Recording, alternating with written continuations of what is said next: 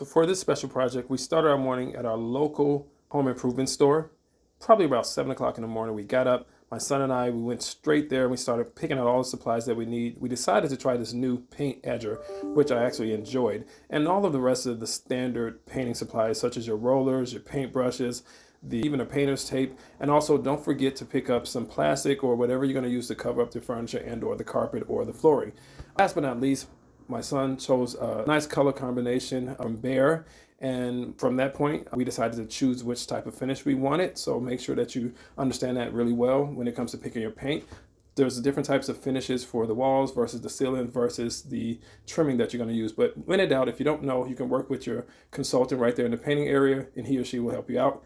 Once we got the paint, they mixed it all up for us, went and took a look at the samples, thought the colors were spot on, and so we took those things home and it was time to get to painting. So keep that in mind. Once you get home, one of the first things you want to do is make sure that you properly ventilate the space that you're going to be painting in. In this case, we're in the basement, so we opened up all of the windows in the basement area as well as from the bedroom, and we started painting from there.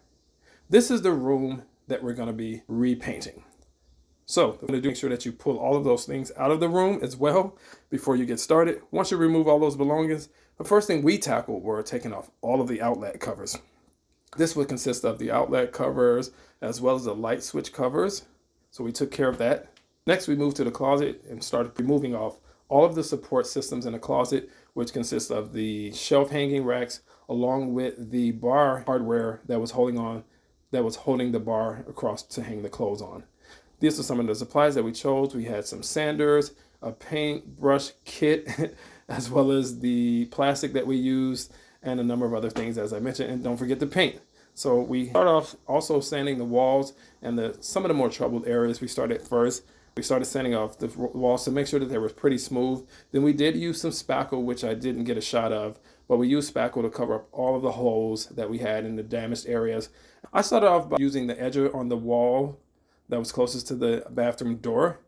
So one in mind is whatever type of edging you're going to use, whether it's this type of special brush or a regular brush, you want to start edging a particular wall, and that's also the wall that you want to paint immediately after you do the edging.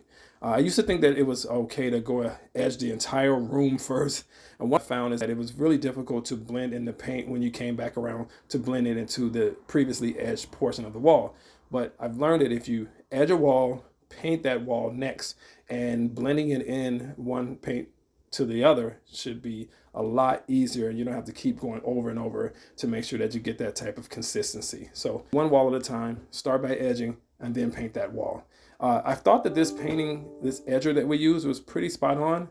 I liked it a lot. Next thing we did was start rolling out that same wall. When you roll out your paint, you want to make sure you get enough paint inside the brushes, so you want to roll it back and forth, and then make sure you remove some of the excess, and then you start painting.